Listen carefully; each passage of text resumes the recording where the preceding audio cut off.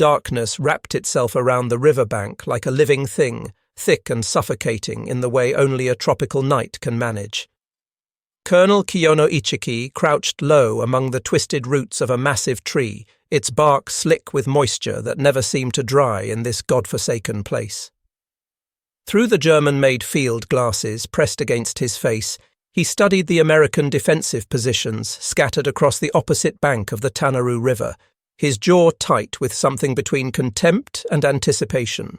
The hour had just passed 2 in the morning on this 21st day of August in the year 1942, and every breath he drew tasted of mud, vegetation, and the peculiar metallic scent that precedes violence.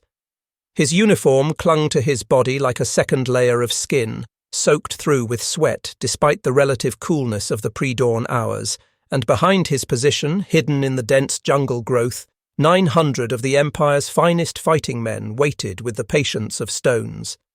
These weren't ordinary soldiers squatting in that fetid darkness.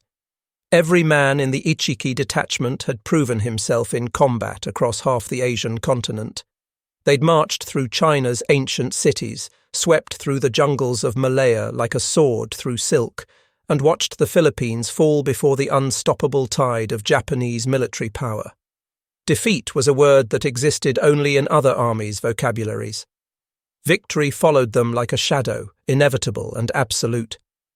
The weight of his katana pressed against Ichiki's left hip, its presence as familiar to him as his own heartbeat. 6 generations of his family had carried swords into battle, and not one had ever returned home in dishonor. The blade's edge held sharpness that could split a falling leaf, maintained with religious devotion, and the grip bore characters his grandfather had carved there during the war against the Russians decades earlier. For half a year now, the Americans had demonstrated nothing but weakness across every contested island in the vast Pacific. Wake Island had fallen. Guam had surrendered.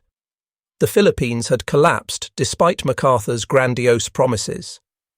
Everywhere the rising sun's banners appeared, American forces either ran like frightened children or threw down their weapons in disgraceful capitulation.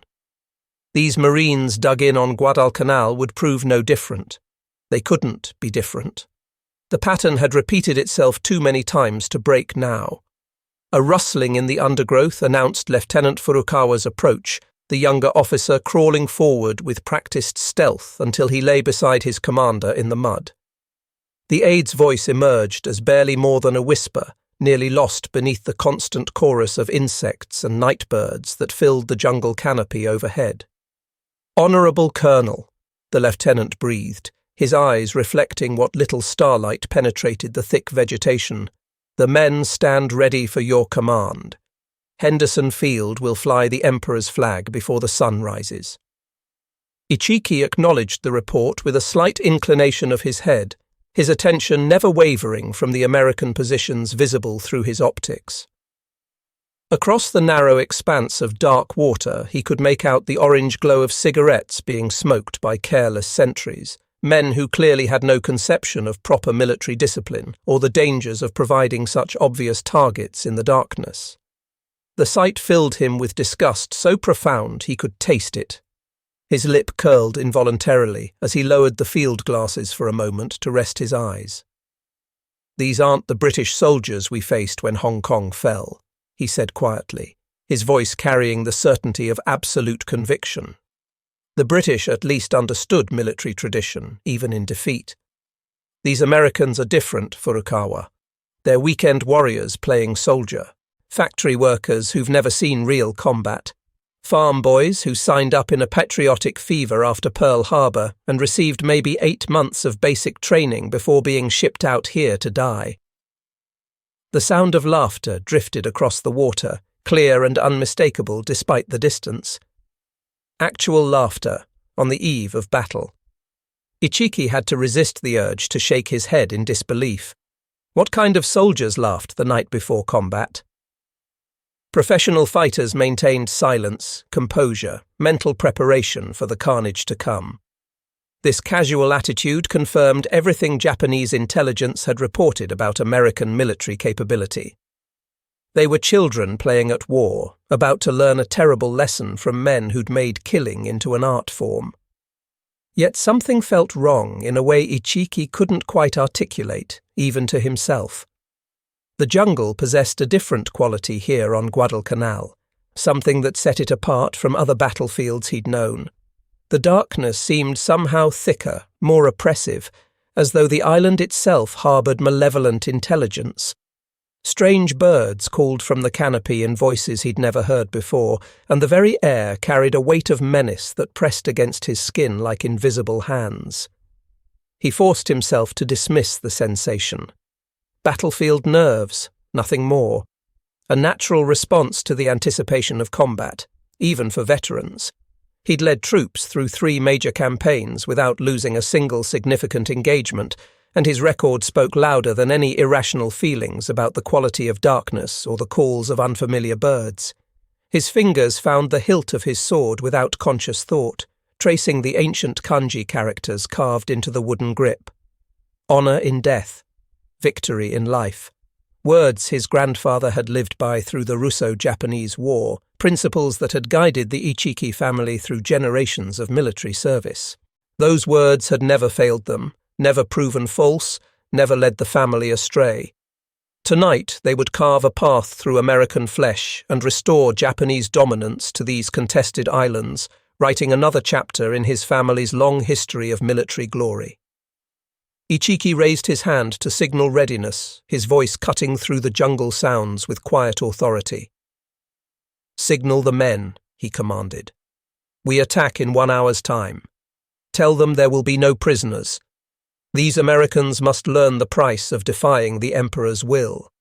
They must understand that resistance is futile, that Japanese military power cannot be withstood by soft democracy and undisciplined individualism."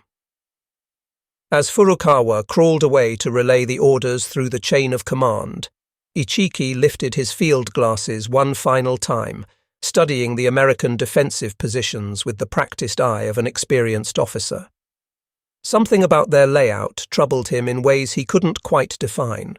The machine gun nests seemed scattered almost randomly, without the clear fields of fire that proper military doctrine demanded. Their mortars sat in positions that appeared to lack coordination or overall strategic planning. Either these Marines were complete amateurs who'd learned nothing from their training manuals, or something else was happening that he didn't yet understand. He pushed the troubling thought away before it could take root and grow into doubt. There was no alternative explanation. Japanese steel had never failed. Japanese courage had never wavered in the face of the enemy. Japanese military doctrine had proven itself superior across every battlefield in the Pacific theater. These Americans were about to receive an education in the true meaning of warfare, delivered at the point of bayonets wielded by men who'd never known defeat. But even as Ichiki settled back to wait for the attack signal, positioning himself comfortably against the tree trunk, one question gnawed at the edges of his confidence like a rat in darkness. Why weren't the Americans afraid? Any competent soldier facing an enemy as formidable as the Japanese military machine should be showing signs of fear, of nervous tension, of the natural human response to impending violence. Instead, they laughed and smoked cigarettes as though they were on holiday rather than standing guard on the eve of battle. 6,000 miles away in Tokyo, printing presses were already rolling, preparing newspapers with headlines about the coming victory. Government officials were drafting announcements about the recapture of Henderson Field and the complete destruction of American forces on Guadalcanal. Radio broadcasts were being scripted to inform the Japanese people of another glorious triumph. But here, in the suffocating darkness of Guadalcanal's primeval jungle, Lieutenant Furukawa moved through clusters of waiting soldiers like a ghost, whispering final orders that tasted like prayers on his tongue. He reminded each group of the code that defined their existence as soldiers of the Emperor. Death before dishonor. Victory or death. No retreat under any circumstances. The men acknowledged his words with silent nods, their faces painted with mud for camouflage, their eyes burning with determination and absolute faith in their training. These weren't conscripted peasants or unwilling draftees. Every soldier in the Ichiki detachment had been handpicked from the elite 28th Infantry Regiment, chosen for demonstrated courage, proven skill, and unwavering loyalty to the Emperor. Private Yamamoto gripped his rifle with hands that had never trembled in combat, not in China, not in Malaya, not anywhere his duty had taken him. Sergeant Tanaka ran his thumb along the edge of his bayonet, testing the sharpness that could split silk cloth or human flesh with equal ease. They were the sword of the Empire, forged in fire and tempered through blood, and tonight they would cut deep into American positions and demonstrate once again that Japanese military superiority was not propaganda but observable fact. But across that narrow strip of dark water, something unprecedented in the history of modern warfare was taking shape in the minds and preparations of American fighting men.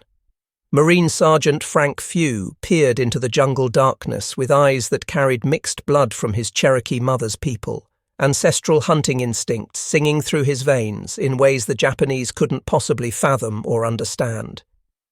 Beside him in their shared foxhole, Private Sid Phillips loaded another ammunition belt into his machine gun with the methodical precision of a farm boy who'd spent his entire youth fixing machinery that absolutely could not be allowed to fail. His hands moved through the loading sequence automatically, muscle memory built through endless repetition, while his mind processed the subtle changes in the jungle's normal nighttime symphony. "You hearing what I'm hearing?" Phillips whispered to his foxhole partner, his voice barely audible over the constant background noise of insects and small animals. "The jungle's gone quiet. Too damn quiet. Even the bugs have stopped making noise." Few nodded slowly, his Cherokee blood providing insights that white soldiers often missed. Animals and insects always knew when predators approached. When the normal sounds of the jungle went silent, it meant something dangerous was moving through the darkness, something that made even the smallest creatures fall still and hide. These weren't the weekend warriors that Colonel Ichiki imagined across the river. Phillips had survived the Great Depression as a child, watching his family lose everything they owned, learning the hard way that sometimes you fought dirty or you didn't eat at all. Honor meant nothing to an empty belly. Victory was the only thing that mattered when survival was on the line. Few had grown up hunting in the Arizona mountains, where one mistake, one moment of carelessness or pride meant death, where patience and cunning mattered infinitely more than raw courage, where the hunter who moved slowly and thought carefully went home with meat, while the brave fool who charged ahead went home in a box. They weren't fighting for emperor worship or ancestral honor codes written by dead samurai. They were fighting to go home alive to the people they loved, to return to the country they'd left behind, to survive this nightmare and rebuild their interrupted lives. And they were about to introduce the Japanese army to a kind of warfare that existed nowhere in their military manuals, tactics that would have horrified the samurai who'd written those books. Colonel Ichiki rose from his position beside the river, his hand moving instinctively to the sword hilt at his waist in a gesture older than his grandfather's grandfather, a movement practiced by warriors for centuries before modern weapons made swords obsolete on most battlefields. Around him in the darkness, 900 elite soldiers prepared for what they believed with absolute certainty would be the last banzai charge of a very short battle. They'd practiced this exact scenario 1,000 times in training exercises. The swift river crossing under cover of darkness. The coordinated assault with fixed bayonets gleaming in whatever light they could find. The terrified American retreat as Japanese warriors screamed their emperor's name and charged like demons from hell itself. But nobody had told them that Marine Corps doctrine, written by men who'd never heard of Bushido, didn't include provisions for retreating from anything. "Listen carefully," Ichiki addressed his battalion commanders in whispers that barely carried over the jungle sounds, his voice filled with the confidence of a man who'd never tasted defeat. The American Marines are undisciplined individualists who lack the spiritual strength that Japanese soldiers possess.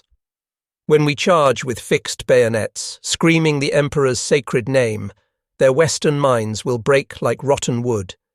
They'll run like rabbits from wolves. His intelligence reports confirmed everything he believed about American military capability. These soldiers came from a soft democracy where every man thought he was special, where individual rights superseded collective duty, where the kind of self-sacrifice that Japanese military culture demanded was simply impossible. How could such men possibly stand against soldiers raised on 2,000 years of samurai tradition, men who'd learned from birth that death in service to the emperor was the highest possible honor?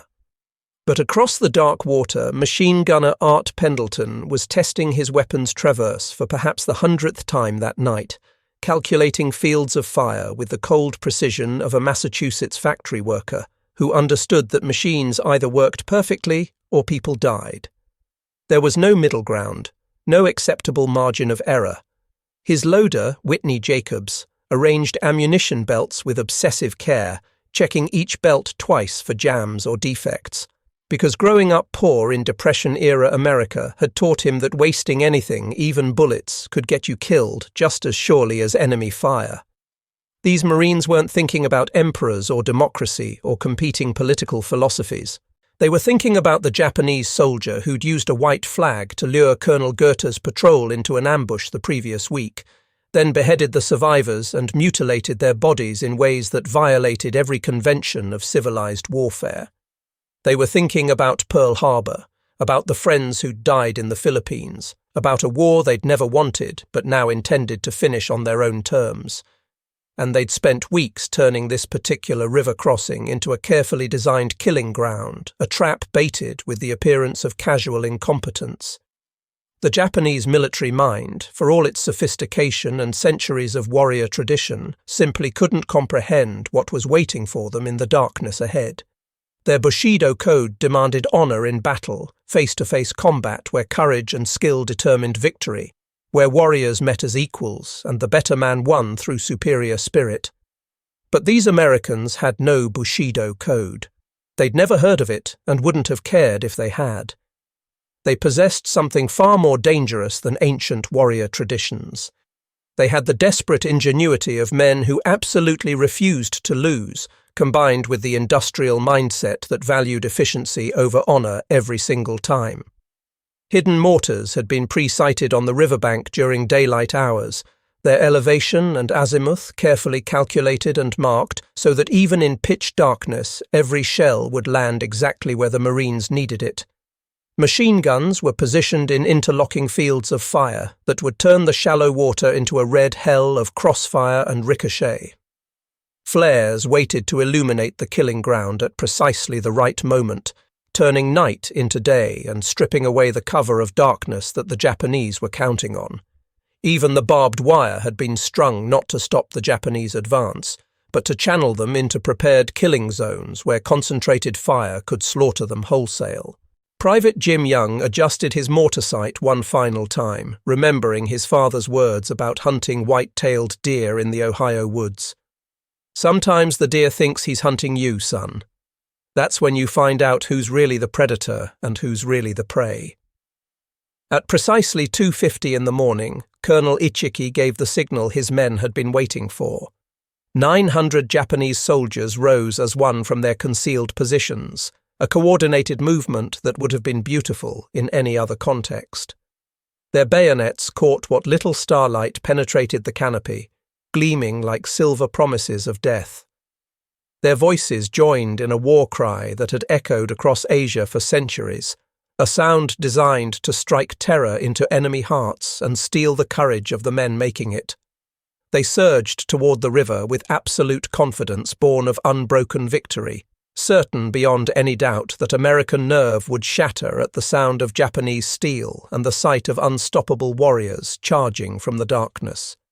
They had absolutely no idea they were about to encounter something their entire military philosophy had never imagined in its worst nightmares. Americans who fought like the jungle itself, patient as stones, brutal as tigers, utterly without the mercy that sometimes accompanied honorable combat. The first Japanese soldiers splashed into the Tenaru River, and for one brief moment that seemed to stretch into eternity, The tropical night held its breath in anticipation. Then hell opened its mouth and swallowed them whole. The first shot cracked through the darkness from Marine Private Whitney Jacobs' rifle at exactly 2:51. The muzzle flashed like lightning in a bottle, and in that single explosive instant, 2,000 years of Japanese military tradition slammed headlong into American firepower, and the collision destroyed everything Colonel Ichiki thought he understood about warfare. A war cry split the humid air as hundreds of elite soldiers plunged into the river, their bayonets catching reflections like fragments of broken mirrors. They expected panic, they expected retreat, they expected surrender, or at least disorganized resistance that superior Japanese discipline could overwhelm. Instead, they received something that existed nowhere in their training manuals, something for which their entire military education had left them completely unprepared. Sergeant Art Pendleton's machine gun erupted in a sustained burst that seemed to last forever, its muzzle flash painting the riverbank in strobing orange light that turned the scene into something from a nightmare. Japanese soldiers, magnificent in their courage and perfect in their parade ground formation, charged directly into interlocking fields of fire that transformed the shallow water into an abattoir. "Sweet Jesus," Pendleton screamed over the deafening roar of his weapon, his voice nearly lost in the cacophony. "They just keep coming like it doesn't matter how many we kill." But these weren't the scattered individual responses that Japanese doctrine expected from undisciplined American individualists who valued their own lives over collective victory. This was coordinated violence on a scale that made Bushido and honor codes completely irrelevant. Every Marine weapon fired into predetermined killing zones that had been calculated and marked during daylight reconnaissance. Mortar shells that had been pre-sighted days earlier began falling with mathematical precision, each explosion sending geysers of mud and water and human tissue high into the air. Flares burst overhead like miniature suns, turning the darkness into blazing daylight and silhouetting Japanese soldiers like targets in a shooting gallery. Colonel Ichiki watched from his position on the riverbank, his face frozen in an expression of growing horror as his perfectly trained, perfectly disciplined soldiers were methodically slaughtered not by superior American courage or martial skill, but by pure industrial efficiency. This wasn't honorable combat between warriors who respected each other's traditions. This was mechanized killing, and his men were nothing more than raw material being processed through an American meat grinder. Private First Class Jim Young dropped mortar shells down the tube as fast as his loader could hand them up, each round leaving his hands the instant the previous one detonated. Each explosion sent debris fountaining into the air, creating a continuous barrage that gave the Japanese no chance to regroup or adjust their tactics. "We're not fighting soldiers anymore," he shouted to his crew over the endless thunder of explosions. "We're exterminating vermin." The Japanese kept coming forward because their code demanded it, because retreat meant dishonor worse than death, because everything they'd been taught since childhood said that spiritual strength could overcome material disadvantages. But every step forward carried them deeper into a killing machine designed by men who'd learned their trade, not in military academies, but in the factories and farms of Depression-era America. Men who understood that efficiency and proper planning mattered infinitely more than personal honor or traditional codes of conduct. Sergeant Frank Few moved through the jungle darkness like a ghost, his Cherokee ancestors whispering hunting wisdom through his blood. When Japanese soldiers managed to break through the river crossing and reach the American side, they found not retreating Marines, but individual hunters who stalked them through the undergrowth with techniques older than civilization itself.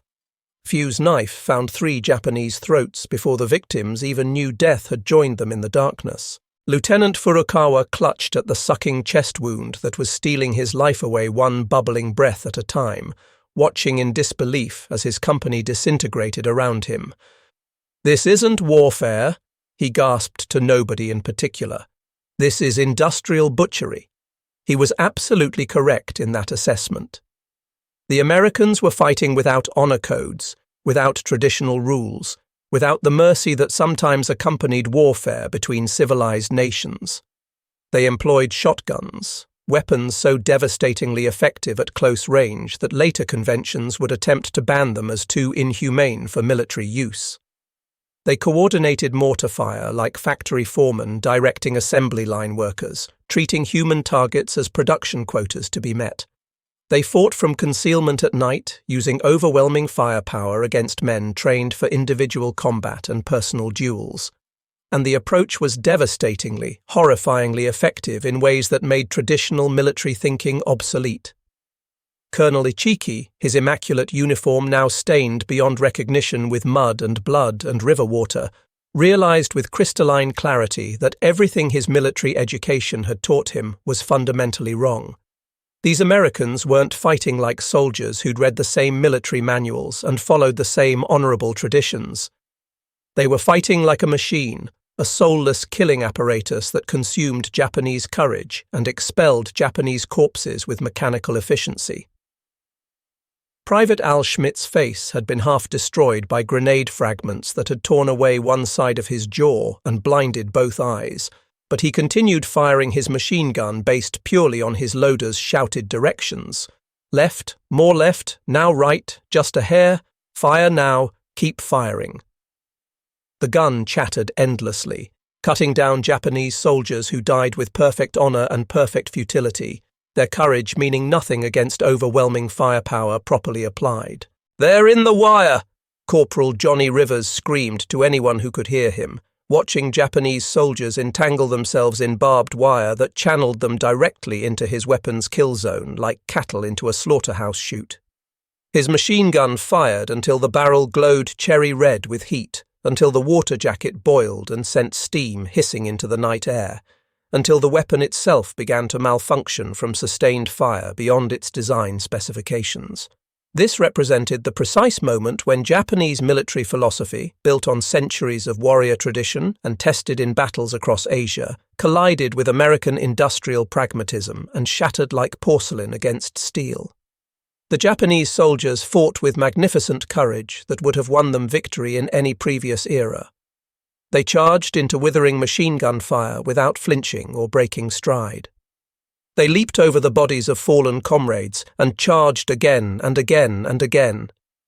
They screamed their emperor's name as American bullets tore them apart, their voices defiant even in death. Their courage was beyond question, absolute and unwavering.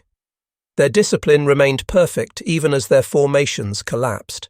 Their honor was unimpeachable according to every standard their culture valued, and none of it mattered even slightly. Because the Americans weren't fighting for honor or glory or to prove their courage to watching spirits. They were fighting to win, period, full stop, end of discussion. And winning meant killing every Japanese soldier who crossed that river using the most efficient methods available, employing whatever tactics worked regardless of whether they were honorable or fair or in keeping with traditional military values. Private Sid Phillips watched through his mortar sight as Japanese soldiers, boys roughly his own age who'd left farms and cities thousands of miles away to serve their emperor, were blown apart by American high explosives. He felt no honor in the act, no glory, no satisfaction in victory. Just the grim determination of a farm boy who understood that sometimes you had to kill what was trying to kill you, and you had to do it efficiently before it killed you first. The river water ran red with blood, literally red, visible even in the darkness. Japanese bodies accumulated 3 and 4 deep in the shallow water, creating obstacles that following waves had to climb over. The sound of American weapons never stopped, never even paused. Machine guns, mortars, rifles, shotguns, every weapon available firing in a coordinated symphony of destruction that turned elite Japanese soldiers into scattered pieces of meat. At 4:17 in the morning, Colonel Ichiki committed seppuku in a clearing away from the main battle. He didn't die in glorious hand-to-hand combat with an American warrior who respected his courage. He didn't fall while leading a final heroic charge against impossible odds. He died alone in the jungle darkness, disemboweling himself with his ancestral sword because he couldn't face the truth that American cowardice and dishonorable tactics had just destroyed the finest soldiers Japan could field. His suicide note, discovered days later by American patrols, contained exactly one sentence written in perfect calligraphy. We did not understand what we were fighting. By the time dawn broke over Guadalcanal, 890 Japanese soldiers lay dead along a 100-yard stretch of muddy riverbank. The Marines counted 43 of their own killed. The mathematical brutality of that casualty ratio told the entire story more clearly than any after-action report or strategic analysis. This wasn't warfare as the Japanese understood it, warfare as it had been practiced for centuries, warfare where courage and skill determined outcomes. This was systematic extermination carried out with industrial efficiency. Sergeant Few walked among the Japanese bodies as morning light filtered through the jungle canopy overhead, studying faces that would haunt his dreams for decades. Many of the dead soldiers were younger than he was, boys really, conscripted from their homes and trained in traditions that had just proven catastrophically obsolete. Their uniforms remained neat despite their deaths. Their equipment was in perfect order. Their weapons were clean and well maintained. They'd died like heroes from a different century, killed by men from the next one who'd brought industrial revolution to the business of killing. Private Phillips stared down at a Japanese soldier who couldn't have been more than 17 years old, his hand still clutching a photograph of what must have been his family back home. Parents, maybe a sister, all smiling for the camera. The boy's eyes remained open, staring at nothing, seeing nothing, and Phillips realized with sick certainty that this was what modern warfare actually looked like when you stripped away all the propaganda and glory talk. Not honor and heroism, but efficient slaughter of human beings who'd been turned into production quotas. God help us all, Corporal Pendleton whispered to himself, surveying the carnage his machine gun had created during the night. What in God's name have we become? The answer hung in the humid morning air like smoke, unspoken but understood by every Marine who'd survived the darkness. They'd become exactly what they needed to become to survive and win. Not heroes from recruiting posters, not warriors fighting for noble causes they believed in, not soldiers following honorable codes of conduct. They'd become killers, pure and simple, efficient, remorseless, utterly effective killers who would do whatever it took to go home alive. And in the jungle hell of Guadalcanal, that transformation was the only thing that mattered. The photographs taken in the aftermath told the story better than words ever could. Japanese bodies stacked along the river like cordwood waiting to be burned. American Marines standing among the carnage, not celebrating their victory, not smiling for the cameras, just staring with the hollow eyes of men who'd discovered something terrible about themselves and could never unknow it. The mathematical precision of modern slaughter laid bare in stark black and white images that newspapers back home would never print. Private Frank Pomeroy, who'd survived the battle with minor wounds, carried one particular image for the rest of his long life. A Japanese officer's sword still gripped in its owner's death-stiffened fingers, the blade reflecting morning sunlight like an accusation that could never be answered. "We fought like animals," he wrote to his sister back in Massachusetts in a letter she'd keep hidden for 50 years. "And the worst part, the part that keeps me awake at night, is that it worked. Fighting like animals worked better than fighting like civilized soldiers." That letter captured the psychological transformation that Guadalcanal forced on American fighting men in ways that official histories never could. They'd entered that jungle as civilized soldiers who believed in following rules of honorable combat learned from books and officers. They emerged as something else entirely, something darker. Men who understood in their bones that winning mattered more than honor, that survival trumped glory every single time, that efficient killing beat courageous dying without exception. The Japanese military machine, built on 2,000 years of samurai tradition and tested successfully across China and Southeast Asia, never fully recovered from the psychological impact of that realization. Within weeks, intelligence reports from other Pacific battles began reflecting a fundamental shift in Japanese tactical thinking. Soldiers who'd charged American positions with suicidal courage since Pearl Harbor now hesitated before attacking. They dug their foxholes deeper. They fought more defensively. The terrifying confidence that had carried them across half of Asia in an unstoppable wave began developing cracks that would eventually shatter it completely. Because word spreads quickly through any army, regardless of official attempts to suppress it. Stories traveled from unit to unit about how the Americans weren't fighting like civilized soldiers anymore, how they'd abandoned honor codes and traditional military values, how they fought like the jungle itself, patient and brutal and utterly without the mercy that sometimes accompanied warfare between nations that respected each other. Lieutenant Colonel Merritt Edson, who'd commanded Marines at what would become known as Bloody Ridge, received a letter from a captured Japanese officer that perfectly summarized the psychological impact of American tactics in the Pacific Theater.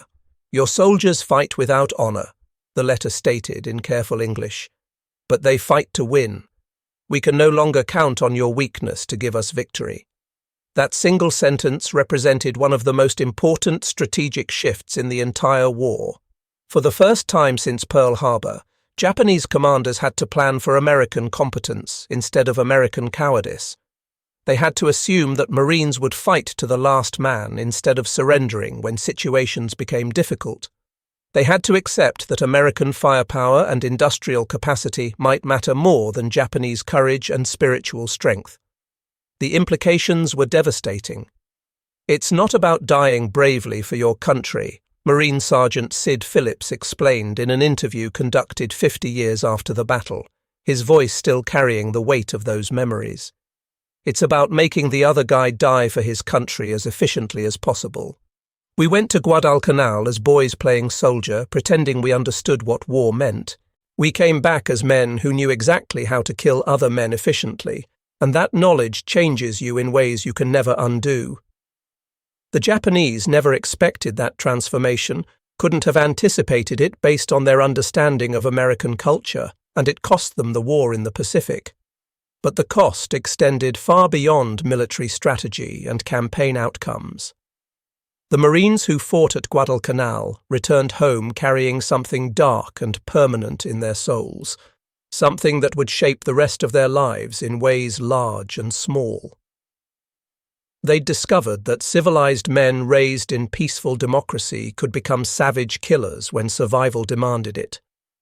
They'd learned through direct experience that courage without tactical competence was just another word for suicide. That honor without victory was just another way to die. Most disturbing of all, they'd learned that they were very, very good at the business of killing human beings. Private Art Pendleton, whose machine gun had cut down hundreds of Japanese soldiers in a single night, never spoke about the battle to his children during their entire childhood. When his sons asked about his war service, about the medals in the dresser drawer, he would only say that they'd done what had to be done and leave it at that. His grandson found his war diary decades after Pendleton's death in 1987.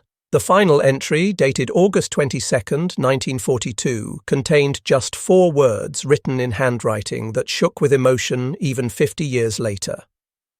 "God forgive us all." Today, military historians study Guadalcanal as the crucial moment when American forces learned to match Japanese ferocity with industrial efficiency, when the tide turned in the Pacific War. But the real lesson, the one that matters beyond tactics and strategy, runs much deeper than academic analysis can capture. Guadalcanal proved that civilization is a thin veneer, easily stripped away when survival hangs in the balance. It demonstrated that ordinary men pulled from farms and factories and small-town main streets can become extraordinarily effective killers when properly motivated and equipped. The Japanese soldiers who died at the Tenaru River were brave beyond question, disciplined beyond measure, and honorable according to every standard their culture valued. They died for their emperor and country with perfect courage that their ancestors would have recognized and honored. But courage wasn't enough when facing an enemy who'd abandoned honor for efficiency, when fighting opponents who cared only about survival rather than glory. In the end, that's the lesson written in Japanese blood along a forgotten jungle river on an obscure Pacific island that most Americans couldn't find on a map. Sometimes the side that fights dirtiest, that abandons traditional values first, that prioritizes efficiency over honor, is the side that goes home alive. And in 1942, with the world on fire and civilization hanging by a thread, going home alive was the only victory that mattered to the men doing the actual fighting and dying.